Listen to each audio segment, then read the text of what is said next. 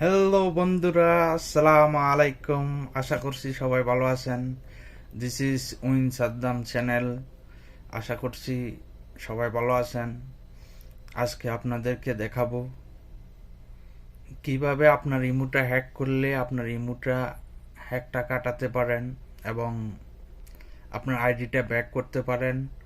ওনার ID থেকে যে আপনাকে হ্যাক করছে তাকে যেন আপনি ডিলিট করে দিতে পারবেন।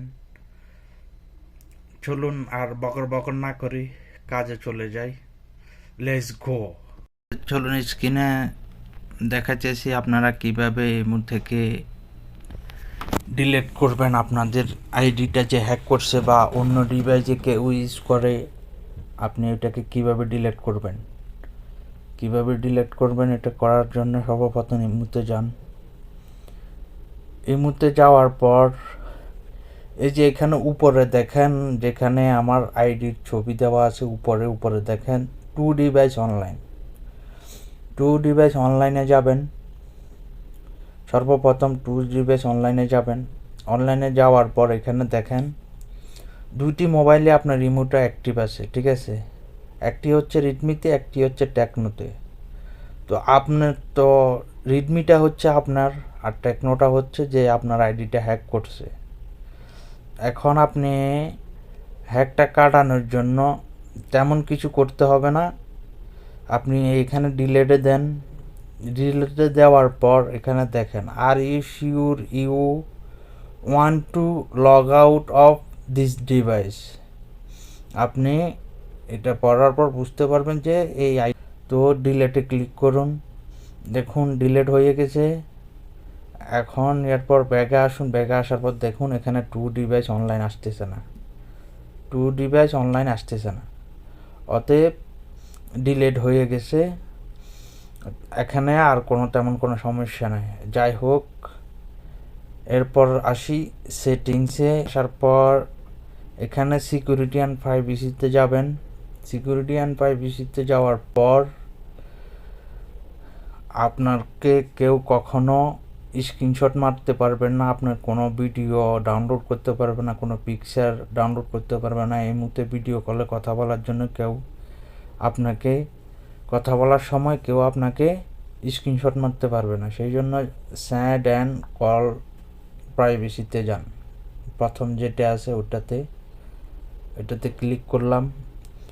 ওটাতে ক্লিক করার পর এখানে দেখুন আমার সব কিছু অন করা আছে, আপনাদের এখানে অফ করা থাকতে পারে।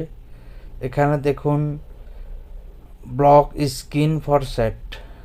আপনি কারোর সাথে কথা বলতেছেন বা চ্যাট করতেছেন, এটা হয়তো আমার এখানে সবুজ হয়ে আছে, এই যে এখন এভাবে অফ থাকতে পারে। আপনাদের এভাবে চালু করে দিবেন, তাহলে কেউ আর আপনার যে মেসেজ করছেন, কোনো পিকচার পাঠাইছেন, এগুলা সেই স্ক্রিনশট মারতে পারবে না, ডাউনলোডও করতে পারবে না, ঠিক আছে। এরপর ব্যাগে আসার পর আবার দেখেন নিচে block share download and copy for set. মানে আপনার কোনো ভিডিও কোনো কিছু ডাউনলোড করতে পারবে না, শেয়ার করতে পারবে না, কাউকে দিতে পারবে না। এরপর এখানে ক্লিক করেন। এখানে দেখেন আমার এখানে চালু করা অন করা আছে, আপনাদের এখানে হয়তো অফ করা থাকতে পারে। এটাকে এভাবে চালু করে দিবেন, তাহলে আর আপনাদের ভিডিও কেউ ডাউনলোড করতে পারবে না, কোনো ছবি ডাউনলোড করতে পারবে না, কোনো কিছু করতে পারবে না। এরপর ব্লক স্ক্রিনশট ফর কল।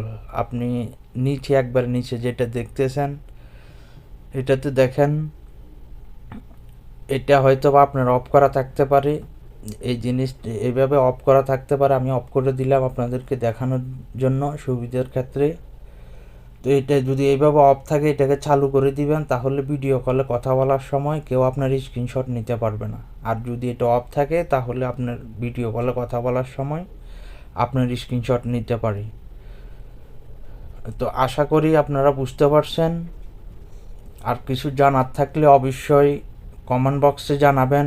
না বুঝলে জানাবেন কি বিষয় বুঝেন নাই, আমি চেষ্টা করব আপনাদেরকে